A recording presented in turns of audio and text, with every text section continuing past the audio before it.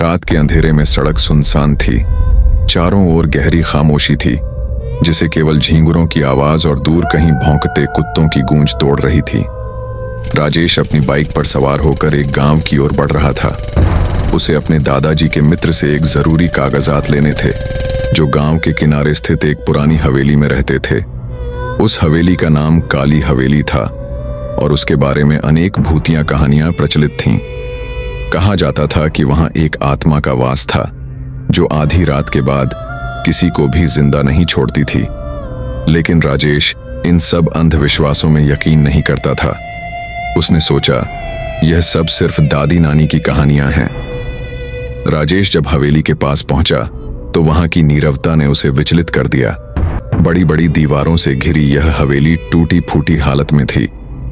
हवा के झोंकों से उसके जर्जर दरवाजे हल्के हल्के हिल रहे थे। राजेश ने दरवाजा खटखटाया, लेकिन कोई जवाब नहीं आया। उसने धीरे से दरवाजा धक्का दिया और वह चरमराते हुए खुल गया। भीतर घना अंधकार था। उसने अपने मोबाइल की टॉर्च जलाई और अंदर प्रवेश किया। हवेली के अंदर चारों ओर धूल और मकड़ी के जाले थे। हर कोने से एक अजीब सी ठंडी हवा बह रही थी। दादाजी के मित्र कहाँ हैं? उसने सोचा, लेकिन जवाब में केवल हवेली के भीतर की गूंज उसे सुनाई दी। जैसे ही वह आगे बढ़ा, उसे लगा कि कोई उसके पीछे चल रहा है। उसने मुड़कर देखा, लेकिन वहां कोई नहीं था। अचानक हवा में फुसफुसाहट सी सुनाई दी। कौन है वहां? राजेश ने कांपती आवाज में पूछा। तभी एक कमरा दिखा, जिसका दरवाजा आधा खुला था। उसने धीरे से उसे खोला और जैसे ही भीतर गया, उसे एक पुरानी तस्वीर दिखी। वह तस्वीर किसी युवती की थी, जिसकी आंखें बहुत डरावनी थीं। अचानक हवा का तेज झोंका आया और तस्वीर जमीन पर गिर गई। राजेश का दिल जोर जोर से धड़कने लगा। तभी उसे लगा कि कोई उसके कंधे पर हाथ रख रहा है। उसने घबराकर पीछे देखा, लेकिन वहां कोई नहीं था। अब उसे एहसास होने लगा कि इस हवेली में कुछ अजीब जरूर है। जैसे ही वह कमरे से बाहर निकला, उसे सीढ़ियों से नीचे किसी के उतरने की आवाज सुनाई दी। उसने नीचे झांका तो देखा, सफेद साड़ी में एक परछाई धीरे धीरे सीढ़ियां उतर रही थी। उसका चेहरा अस्पष्ट था, लेकिन उसकी चाल बहुत भयानक थी। राजेश की सांसें अटक गईं। उसने तुरंत बाहर भागने का फैसला किया। जैसे ही वह दरवाजे की ओर बढ़ा, दरवाजा अपने आप जोर से बंद हो गया। हवेली के भीतर गूंजती एक डरावनी हंसी सुनाई दी। तुम कौन हो? राजेश ने डरते हुए पूछा।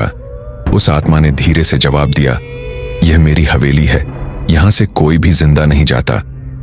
राजेश की रीढ़ की हड्डी में सिहरन दौड़ गई। उसकी टॉर्च अचानक बंद हो गई और चारों ओर अंधेरा छा गया।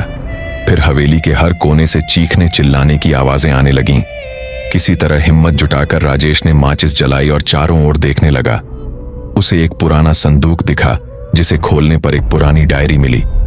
डायरी के पन्नों पर लिखा था, मेरा नाम सुरभि है, यह हवेली मेरी थी, लेकिन एक रात कुछ लोगों ने मुझे मारकर इस हवेली में दफना दिया। मेरी आत्मा यहां भटक रही है और जब तक मुझे न्याय नहीं मिलेगा, मैं यहां से मुक्त नहीं हो सकती। राजेश को समझ आ गया कि यह आत्मा बुरी नहीं थी, बल्कि वह न्याय चाहती थी। उसने गांव के बुजुर्गों से यह बात बताई और गांव वालों ने मिलकर हवेली की खुदाई करवाई। वहां से सुरभि की हड्डियां मिलीं, जिन्हें पूरे विधि विधान से अंतिम संस्कार कर दिया गया। जैसे ही यह संस्कार पूरा हुआ, हवेली की अजीब गतिविधियां बंद हो गईं। राजेश को लगा कि हवेली अब शांत हो गई है। उस रात राजेश ने सपना देखा, जिसमें सुरभि मुस्कुराकर उसे धन्यवाद कह रही थी। सुबह जब वह हवेली देखने गया, तो वह अब पहले जैसी नहीं लग रही थी। हवेली अब बस एक पुरानी इमारत थी, लेकिन अब उसमें कोई भय नहीं था। क्या आत्माएं सच में होती हैं, या यह सिर्फ हमारा भ्रम है?